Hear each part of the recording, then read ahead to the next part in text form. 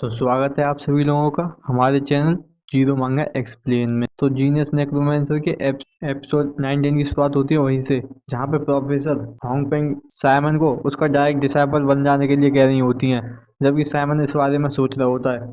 Simon कहता है कि मैं समझा नहीं जो आपने बोला, क्योंकि आज मैंने इतना अच्छा कुछ खास भी नहीं किया था, और मैं बिल्कुल दूसरे स्टूडेंट जैसा ही परफॉर्म किया था आज की क्लास में, जैसा कि और बच्चे कर रहे थे। और मैं तीसरे नंबर पे आया था उन दोनों को चढ़ जाने के बाद। और अभी तो मेरा दूसरा दिन है जब मैं इस स्कूल में आया हूँ। तो मुझे नहीं पता है कि तुम किस इंटेंशन के हिसाब से मुझको ये ऑफर कर रही हो इतना ज़्यादा इम्पोर्टेंट स्पॉट के लिए। तो प्रोफेसर होंगपेंग खुश होते हुए कह रही होती हैं कि साइमन के और स्टूडेंट जो हैं वो केयर करते हैं उन रैंकिंग के बारे में, मगर जो प्रोफेसर हैं वो खाली टैलेंट के लिए देखते हैं। और जैसा कि तुमने आज अपनी डार्कनेस को यूज़ किया था, और जिस तरीके से तुमने अपनी डार्कनेस का यूज़ करके जंप की थी उस वैली पे, तो वो फर्स्ट टाइम था उसको ट्राई करने का। तो सामन कहता है हाँ तुमने सही कहा। तो प्रोफेसर होमपेंग कहती है मगर फिर भी तुमने उन सभी स्टूडेंट में सबसे लंबी जंप मारी थी, जो कि हाईएस्ट था पूरी क्लास का। तो यहाँ पे तुम क्या सोचते हो कि ये टैलेंट था या कॉन्फिडेंस? तुम इसके बारे में क्या सोचोगे? और जब तुम उसको क्लाइम कर रहे थे तो तुम प्योरली अपने स्टेमिना और एंडोरेंस पे निर्भर थे, ना कि दूसरे उन दोनों की तरह। तुम्हें लगता है कि तुमने ऐसा कुछ नहीं किया है, मगर तुमने अपने आप को प्रूव कर दिया मेरे सामने।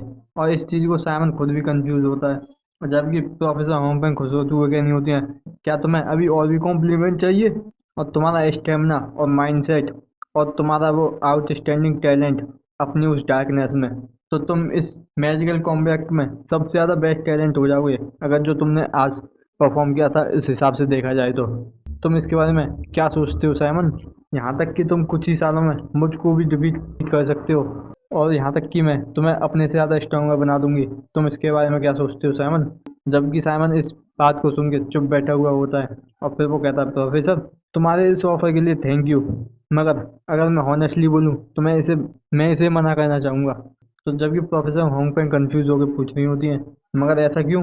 मैं इसके बारे में जान सकती हूँ क्या? तो साइमन बड़ी सीरियसली बता रहा होता है, क्योंकि अभी मेरे लिए एक और चीज़ है मुझे जिसके बारे में अच्छी तरीके से जानना है, और उसको और ज़्यादा एक्सप्लोर करना है। तो दिखाया जाता है प्रोफेसर होंगपेंग जो कहने लग जाती हैं, चलो ठीक है, ये तुमने सीधे तरीके से बता दिया, और अब मैं इस चीज़ के लिए तुम्हें आगे परेशान नहीं करूंगी। तो इस चीज़ को सुन के साइमन शौक होता है। तो प्रोफेसर होंगपेंग कहनी होती है, मगर इसका मतलब ये नहीं है मैं तुमसे बिल्कुल गिव अप कर दूंगी, क्योंकि अभी भी तुम्हारे पास एक साल बचा है जिसमें तुमको डिसाइड करना है कि तुम्हें क्या मेजर लेना है। मैंने सही कहा ना? तो इसीलिए मैं अपना बहुत ज़्यादा हार्ड ट्राई करूंगी जिससे तुम अपना माइंड चेंज कर लो। इस चीज़ को सुन के साइमन शौक होता है, कह रहा होता है क्या, मतलब तुम मेरे लिए इतना ज़्यादा आगे क्यों जाना चाहती हो? तो प्रोफेसर होंगपेंग कहनी होती है, क्योंकि ये मेरी पर्सनल क्यूरियोसिटी है कि तुम कितना ज़्यादा आगे जा सकते हो साइमन। मैं इसका आंसर जानना चाहती हूँ। तो साइमन कहता है अच्छा। और प्रोफेसर होमपेंग अपने हाथ से इशारा करती हैं और कहती हैं, और इसका मेरे डिसाइबल बनने से मतलब नहीं है। और दिखाया जाता है कि वहाँ पे टेलीपोर्टेशन मैजिक सर्कल आ जाता है। अब साइमन कह रहा होता है थैंक यू प्रोफेसर।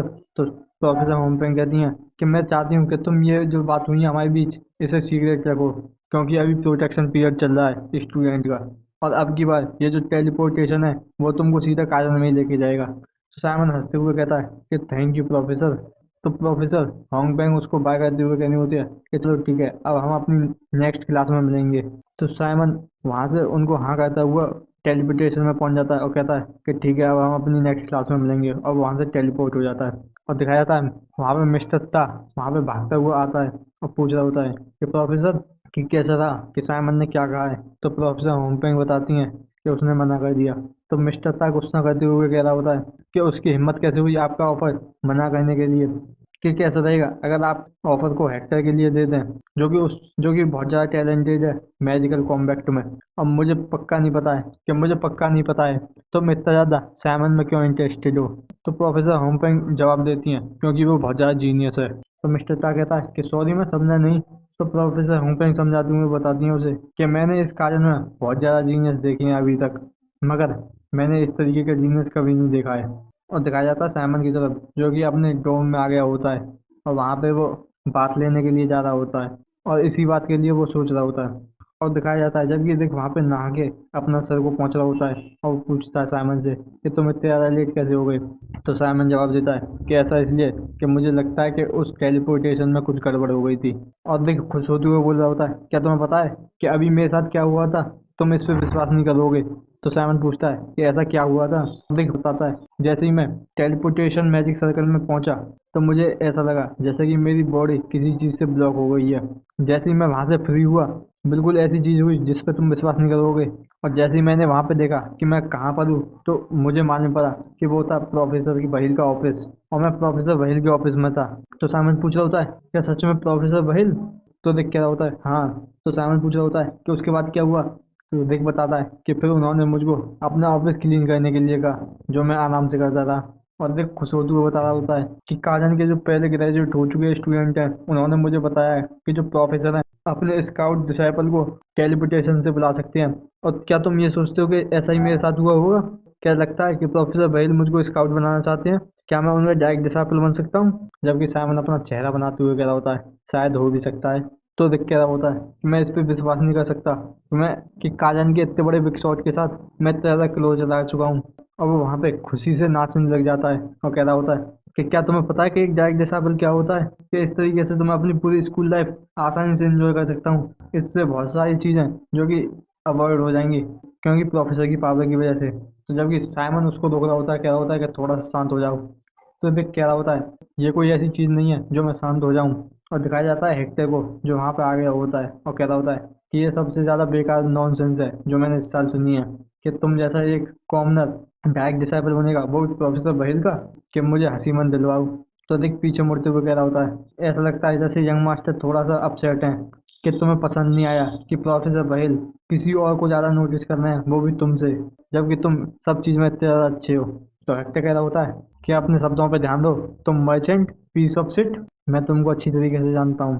तो रिक कहता है कि मैंने सुना है कि तुमने मेलन के साथ झगड़ा किया था मैजिकल कॉम्बैट क्लास में।